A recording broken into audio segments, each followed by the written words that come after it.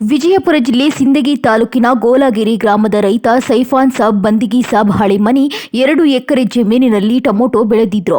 ಉತ್ತಮ ಬೆಲೆ ಸಿಗಲಿದೆ ಎಂಬ ನಿರೀಕ್ಷೆಯಲ್ಲಿ ಸಾಲ ಮಾಡಿ ಬೀಜ, ಗೊಬ್ಬರ ಸೇರಿದಂತೆ ಕೃಷಿ ಕಾರ್ಯಗಳಿಗೆ ಸುಮಾರು 60,000 ರೂಪಾಯಿ ಖರ್ಚು ಮಾಡಿದ್ರು. ಆದರೆ ಅಕಸ್ಮಾತ್ ಟೊಮೊಟೊ ಬೆಲೆ ಕುಸಿದಿದ್ದು ಮಾರುಕಟ್ಟೆಯಲ್ಲಿ 1 ಕೆಜಿ ಟೊಮೊಟೊಗೆ ಕೇವಲ 5 ರೂಪಾಯಿ ಮಾತ್ರ ಸಿಗುತ್ತಿದೆ.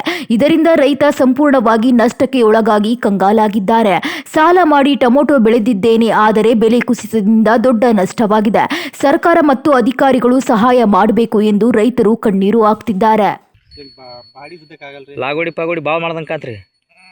ಸದಿಗೆ ಗೊಬ್ಬರ ಕೊಯ್ದು 60-70 ಸಾವಿರ. ಈಗ ಒಟ್ಟೆ ಟೋಟಲಿ ಆಗಿ ಕುರಿ ಬಿಟ್ಬಿಟ್ರಿ, ಹಿಂಗೆ ಮಾರೋದು ಬೇಡ ಅಂತೇಳಿ. ಇವಾಗ ನಿಮ್ಮ ಎಷ್ಟು ದಿನದ ಬೆಳೆದ್ರಿ ಇದು? ಇದು ಮೂರು ತಿಂಗಳದ 3.5 ತಿಂಗಳದ ರೀ. ಬ್ಯಾಸಿಗೆ ಬೆಳೆ ಮಾಡಿರಿ ಮಾಡ್ಬೇಕಂತ ಹೇಳಿದ್ರೆ ಲಾಸ್ ಆಗ್ಯದ. ತುಂಬ ಪೂರ ಹೊಟ್ಟೆ ಹರಿದಿಲ್ಲ. ಸಂತಿಗಳಿಗೆ ಮಾರಿಲ್ಲ ಹೊಟ್ಟೆ. ಕಂಗಾಲಾದ ರೈತರಿಗೆ ಸ್ಥಳೀಯ ಶಾಸಕರು, ತೋಟಗಾರಿಕೆ ಮತ್ತು ಕೃಷಿ ಇಲಾಖೆಯ ಅಧಿಕಾರಿಗಳು ನೆರವು ನೀಡಬೇಕೆಂದು ಗ್ರಾಮಸ್ಥರು ಆಗ್ರಹಿಸಿದ್ದಾರೆ. ಈಗ ಟಮಾಟಿ ಏನು ಪೂರ ಲಾಸ್ ಆಗ್ಯದ ಹೆಂಗ್ರಿ? ಪೂರ ಲಾಸೇ ರೀ. ಒಂದಿನ 10 ಟ್ರೇ ತೊಗೊಂಡು ಹೋಗಿವ್ರಿ. ಅದ್ರದ್ದು ಹೋಗಿ ಕೈಲೇ 500 ರೂಪಾಯಿ ಹೋಗ್ಯಾವ್ರಿ.